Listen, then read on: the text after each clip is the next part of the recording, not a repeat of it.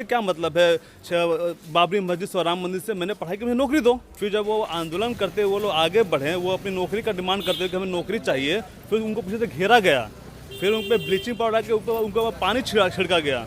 मोदी जी क्या कहेंगे ये बात आप लोग सब जानते हैं। मोदी जी ना कह के फेकू जी कहें तो ज़्यादा अच्छा लगेगा। बंगाल में भी SSC 2 साल से नहीं हुआ है, रुका हुआ है। इस बात का भी डर है कि उनके बर्थ सर्टिफिकेट में देखना होगा पिताजी का नाम चेंज हुआ है कि वही। उसमें एक जवान लड़का शहीद हुआ जो पोस्ट ग्रेजुएट करने के बाद ऑटो चला रहा था। उन्होंने क्या काम किया जब से आए?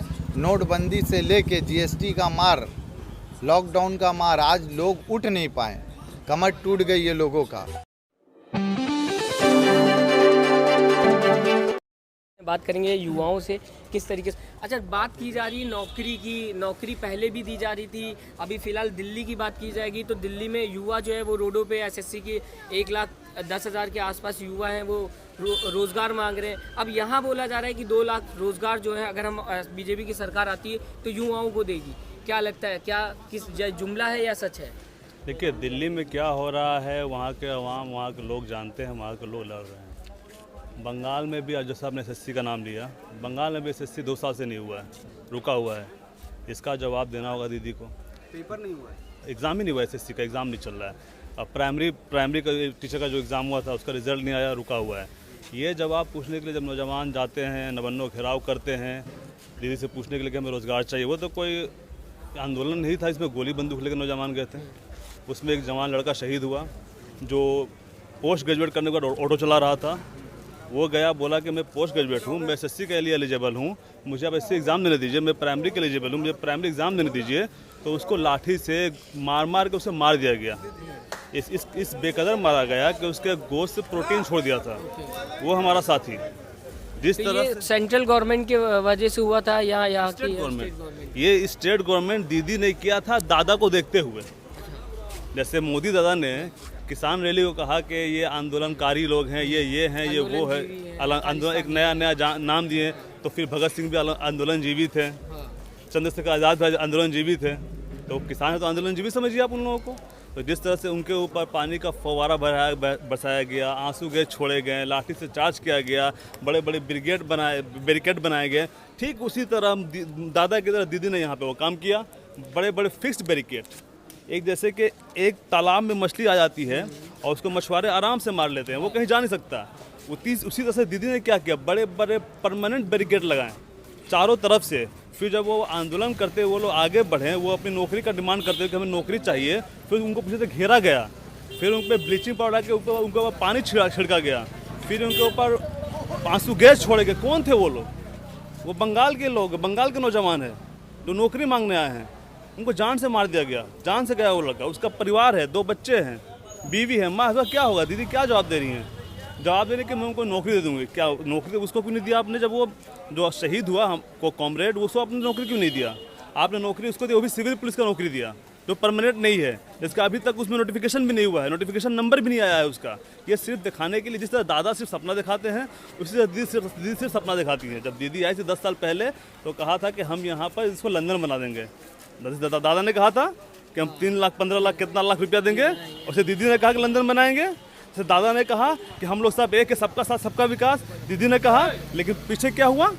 पीछे हुआ तुम हिंदू हो, तुम मुसलमान हो, तुम राम मंदिर देखो, तुम मस्जिद देखो, ये लड़ाई हो रहा है। मुझे क्या मतलब है बाबरी मस्जिद और राम मंदिर से? मैंने पढ़ाई की मुझे नौकरी दो, मैं नौकरी का डिमांड करता हूँ। जब मैं नौकरी का डिमांड करता हूँ तो मुझे जान से मार दिया जाता है, तो चुपचाप बैठ जाऊँ।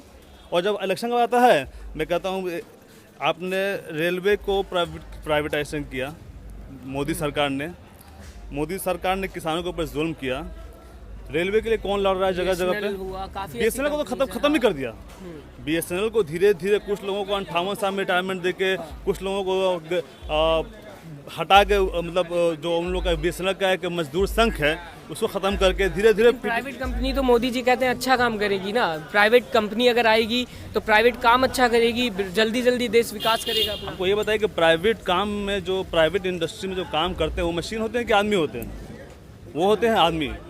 जो हमारे PSUs हैं जिसको बनाया गया था इसलिए कि ये पब्लिक प्रॉपर्टीज़ है, जैसे कोल इंडिया है हमारा, इस पर सरकार का कोई ये नहीं है, ये पब्लिक का है। लेकिन यहाँ देखिए, वहाँ मोदी जी घपला कर रहे हैं और यहाँ दीदी जी कोल इंडिया में घपला कर रही हैं, दीदी जी चावल में चोरी कर रही हैं, दीदी जी शारदा नारदा कर रही है। देखिए बहुत झंडे दिख रहे होंगे आपको, सबसे अच्छे झंडे दिख रहे हैं ना। पैसा कहाँ से आया? शारदा नारदा। और शुभेंदु कहाँ है? जेल में है। यहाँ के जो MP साहब है जेल में हैं। जितना शारदा नारदा मैंने कोई जेल में है, सब कहाँ है? बीजेपी में। उन लोगों का जेल क्या हो गया? बीजेपी। शुभ मंगल में सब है। और यहाँ दीदी के जो फॉरवर्ड ब्लॉक से कितने एक MLA साहब को टिकट नहीं मिला हुआ है, वो खुलेआम बोल रहे हैं कि जो TMC और बीजेपी की बी पार्टी है। हम नहीं बोल रहे हैं, वो बोल रहे हैं। आज शुभेंदु अधिकारी को ममता बनर्जी या जो TMC वाले हैं बोल रहे हैं, वही तो चोर, वो तो तू चोर। भाई 10 साल तक वो चोर आपके पास था, और शुभेंदु अधिकारी बोल रहे हैं दीदी चोर, दीदी बीजेपी पार्टी। अरे 10 साल तो वो आपके पास था, क्या 10 साल आप पहचान नहीं पाए? 10 साल आप उनका समझ नहीं पाएंगे कौन चोर है, कौन क्या है, किस तरह से आ रहा है, किस तरह से पॉलिटिक्स कर रहा है। शारदा उन्होंने किया, नारदा उन्होंने किया, वो अपने पास था। जब वो बीजेपी में जहाँ गया, हाँ तो तोर पर शारदा छिलो, तोर पर नारदा छिलो। जब तक TMC में था किचु छिलो ना, जहाँ चेंज किया तो इसके ऊपर शारदा था, उसके ऊपर नारदा था, उसके ऊपर ED था। इस तरह से जिस तरह से दादा दिल्ली में कर रहे हैं, उसे दीदी कलकत्ता में कर रही है। जो बोल रही है वो ये कह रही है कि कहीं ना कहीं जो यहाँ के लोग हैं वो TMC को प्यार करते हैं और ममता बनर्जी को इस बार वोट देंगे। तो सरकार दूसरी तरफ ये कह रही है कि हम 200 सीट तो लेके आएंगे। तो सरकार कहीं ना कहीं किसी दावे पे ही तो बात कर रही है। देखिए, हमारी सरकार 200 सीट लाएगी, ममता बनर्जी की सरकार इसलिए लाएगी, कॉन्फिडेंट है कि उन्होंने काम किया है।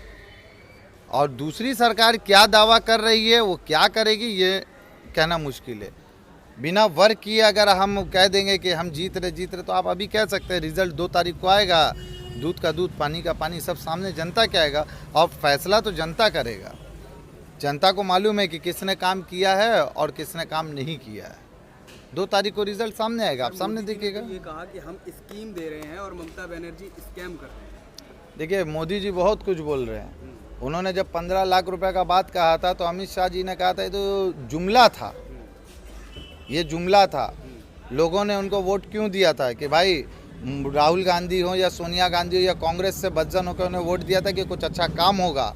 उन्होंने क्या काम किया? जब से आए, नोटबंदी से लेके GST का मार, लॉकडाउन का मार, आज लोग उठ नहीं पाए, कमर टूट गई है लोगों का। आज इसी जगह में TMC के लोग और जितने आम लोग हैं सब मिल के पूरे लॉकडाउन में काम किए। ऐसा नहीं है कि और भी संस्थाएं नहीं किए, उन्होंने भी काम किया।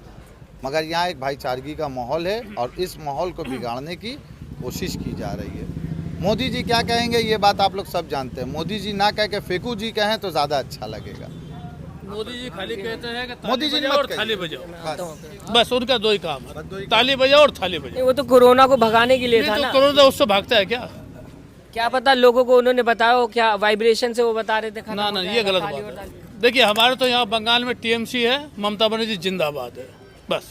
तो ममता बनर्जी डर क्यों रही है? अमित शाह किससे डर रही है? किससे डर रही है? नहीं बिल्कुल गलत, ये गलत बात है। क्यों डरेंगी ममता बनर्जी? उनका क्या आपको कॉन्फिडेंट अगर है तो हम क्यों डरेंगे? हमें कॉन्फिडेंट है 2 तारीख के रोज सरकार हम लोग बनाएंगे। और बाकी जो विरोधी लोग हैं उन्हें हमने रेडी किया है, उन्हें मिठाई खिलाएंगे। कोई ऐसी बात नहीं। हमारे यहाँ भाईचारगी है, चाहे किसी भी पार्टी से हैं, उनका दावत रहेगा हमारे यहाँ, हम उनको दावत देंगे। मैं आऊंगा आपके पास। अभी फिलहाल ये बोल रहे हैं। सुनिए सर जी, TMC का ममता बनर्जी का 200+ सीट है यहाँ बंगाल में। और बोलिए। नहीं, अभी ये बोला जा रहा है, अभी मोदी जी ने बोला कि जय श्री राम बोलने से ममता जी को डर लगता है। क्यों डर लगेगा? क्यों उनको डर लगेगा? तो ये बात कह रहे हैं ना मोदी जी। देखिए, वो अपने हैं, हमारे अल्लाह है, उनके भगवान है, तो उनमें कोई हर्जा नहीं है, वो कोई भी बात बोल सकते हैं उनके लिए। तो क्या पॉलिटिक्स में ये इस तरीके का जातिवाद ये बात कोई ममता बनर्जी मुसलमान हूँ, अगर मैं पॉलिटिक्स में अभी बोलने लगूंगा नारे तकबीर अल्लाह अकबर, नारे तकबीर अल्लाह अकबर, ये सही नहीं है। यानी कि ये सही नहीं है। आप किसी भी धर्म के हो, आप अपना धर्म अपने हिसाब से मानो, मैं अपना धर्म अपने हिसाब से मानूंगा, मैं एहतराम करूंगा आपके धर्म का। लेकिन इसका मतलब ये नहीं है कि आप एक स्लोगन बना दिए, लोगों को भड़का रहे हैं, तो ऐसा यहाँ नहीं है। सर, योगी ने तो ये तक कह दिया कि उत्तर प्रदेश के CM ने जो जय श्री राम नहीं बोले वो देश से बाहर हो जाएंगे। वो लोग बहुत कुछ बोलेंगे, देख नहीं रहे, जगह जगह का नाम पलट रहे हैं, जगह जगह को बेच रहे हैं। ये छुपा हुआ है क्या? वो कहीं अपना नाम ना बदल दे। हमको तो हमें तो इस बात का भी डर है कि उनके बर्थ सर्टिफिकेट में देखना होगा पिताजी का नाम चेंज हुआ है कि वही नाम है। अरे आज योगी बन गए, कल कुछ और बन जाएंगे, उसमें क्या दिक्कत है। वो देखिए, वो लोग बहरूपिया लोग हैं। बंगाल में ऐसे लोगों के लिए कोई जगह नहीं है और ऐसे लोगों का नाम ना ले। बंगाल में उन्होंने कोई उन्नति नहीं किया। बंगाल में वो आ रहे हैं, हेलीकॉप्टर ला रहे हैं, उतर रहे हैं, वही सब जो लॉकडाउन में सब इधर उधर दायां बायां हुआ वही लेके खेला हो रहा है। खैर वो सब बात बोलना खराब है, छोड़िए, हटाइए। दूसरी बात आप पूछिए। सर यहाँ पे मार्केट क्या पूरी रात खुला रहता है यहाँ ऐसे ही नहीं, यहाँ पे कुछ लोग हैं, मकामी लोग हैं, सब रहते हैं, भाईचारगी के साथ हैं। हिंदू मुस्लिम एक दो दुकान खुली रहती है 11-12 बजे तो तक। यहाँ पे माहौल जो वोटर्स हैं वो सिर्फ मुस्लिम ही हैं नहीं नहीं नहीं नहीं, सब मुस्लिम मिक्स है हिंदू सब है, मिक्स है। अभी आपको मैंने क्या बताया, ये मंदिर है, ये मस्जिद है, 100 मीटर के अंदर, और बहुत अमन परस लोग हैं यहाँ के। हिंदू भी वैसे ही हैं, मुसलमान भी वैसे, सब कोऑपरेटिव लोग हैं यहाँ पे। अगर आप ये बात चाहते हैं कि कोई बीजेपी कोई टीम, ऐसा नहीं, सब सेकुलर लोग हैं और सब एक दूसरे को लेके चलने वाले में से। किसी का कोई तकलीफ होगा, रात 12 बजे एक दूसरे के लिए यहाँ लोग खड़े रहते हैं। ये माहौल एकदम कॉन्फिडेंट, की मदद करते हैं। एकदम यहाँ यही होता ही है।